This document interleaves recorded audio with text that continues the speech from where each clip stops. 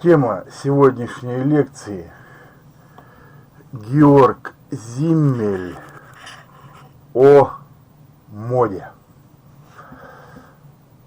Основные положения теории моды сформулировал Георг Зиммель. Кто такой?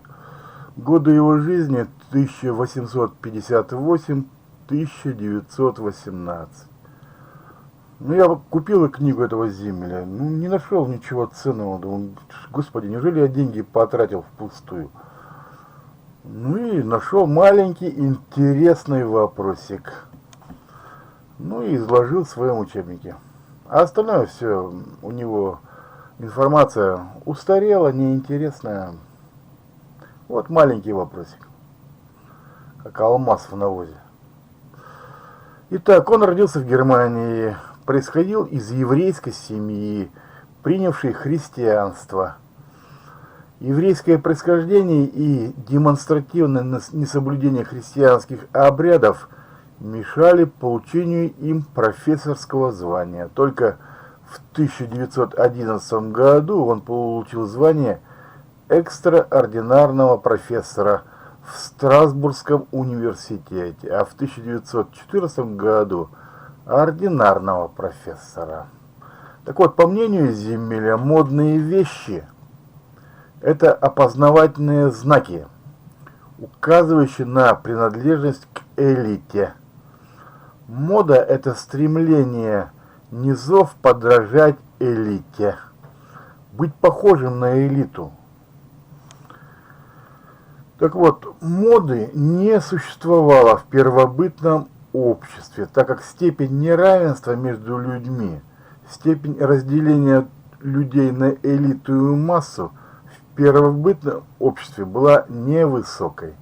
В кастовом и сословном обществе мода не менялась столетиями, так как масса по закону не имела права подражать элите.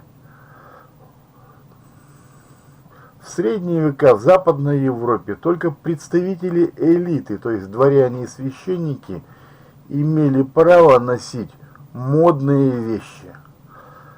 Представителям низших сословий это было запрещено по закону.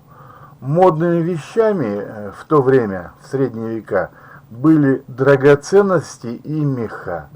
Купцы имели деньги для приобретения этих вещей, но не имели права их носить и не хотели провоцировать дворян на ограбление себя. Кстати, главными поставщиками мехов в Западную Европу в то время была Россия, которая богатела на торговле этими модными товарами. В новое время были отменены правовые запреты на ношение любой одежды. Возросла скорость вертикальной мобильности и исчезла потомственная аристократия.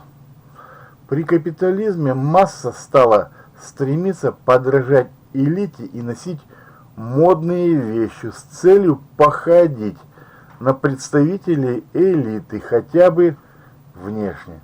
Поэтому сегодня элита вынуждена постоянно выдумывать новую моду, чтобы выделяться из общей массы.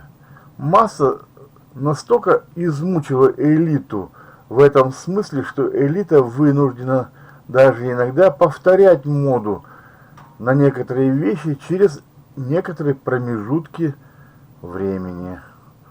Примеры повторения моды – это толстая подошва, платформа, кожаный плащ, парик. Примеры модных вещей и деталей внешнего облика из недавнего прошлого – это брюки клеш. Это я просто помню, что я помню моду. Мне 64 года.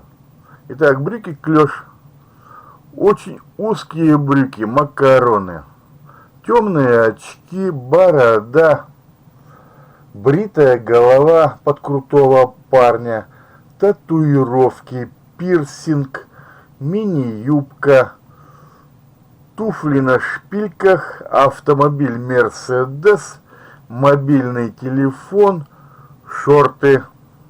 Особенно пристально следят за модой представители молодежной субкультуры и молодые женщины.